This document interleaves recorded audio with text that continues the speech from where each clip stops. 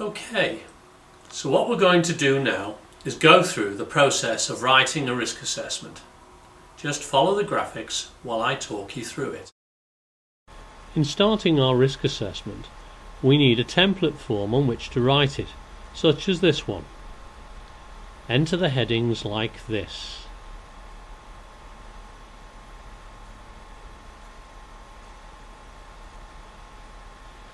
Hazards. Risks to our health and safety are caused by hazards. If you have no hazards, then you have no risks, but that seldom happens. So then, when starting a risk assessment, we first write down all of the hazards. Now I'm assuming that you know a great deal about the activity that you're assessing. That is, you are competent to do this. That's important. So here we build up a list of generic hazards that cause slips and trips.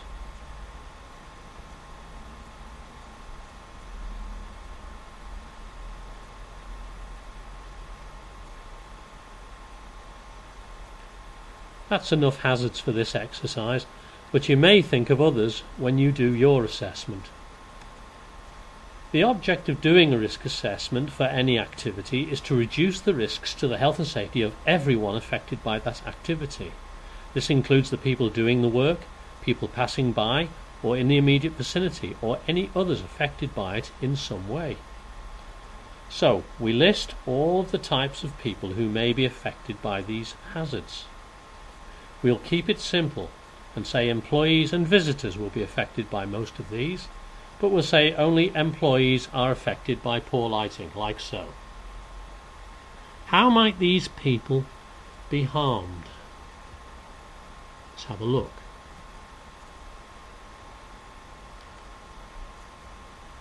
Now, many of these may be similar right the way through. The initial risk rating is your assessment of the risks if the activity has no controls whatsoever. No tidiness, spillage is not cleaned up, no training. The risks to health and safety here are all probably the same. But remember, for the elderly, for instance, the risks might be high. Now the control measures. These are the things that you think can reasonably be done to reduce the risks. After the control measures have been put in place, we can expect the risks to have been reduced. So now we list our assessment of those residual risks, like so. Hopefully they will all become low.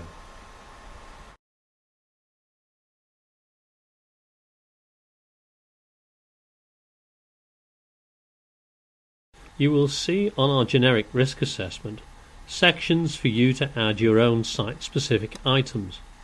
We think that it is important for you to consider the hazards specific to your own work location and add these.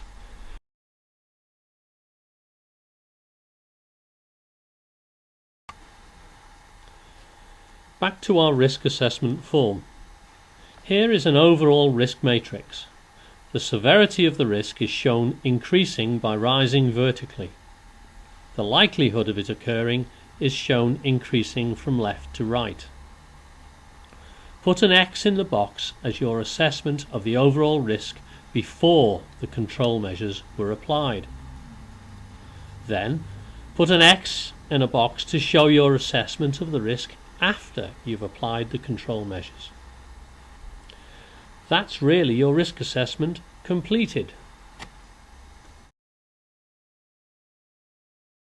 To improve upon this document, you can help your employees in risk control by giving them much more detail about the control measures.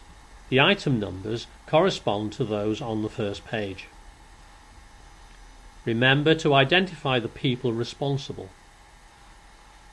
That's it. All done. Just a few important things to do.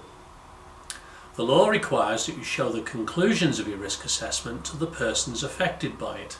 So, get them to sign and date the form to confirm that they have seen and understood it. Believe me, that's important. Then, file the signed risk assessment, but make a copy available to anyone who needs it. Then, to dot the I's and cross the T's, monitor the activity and record your monitoring. It may be that you'll need to amend your risk assessment to get it absolutely right. And that's it. It's not rocket science. You can do this. But if you need help, perhaps you have a complex activity that needs an experienced risk assessor. If so, please call us on the number given on the website, and we'll be glad to help.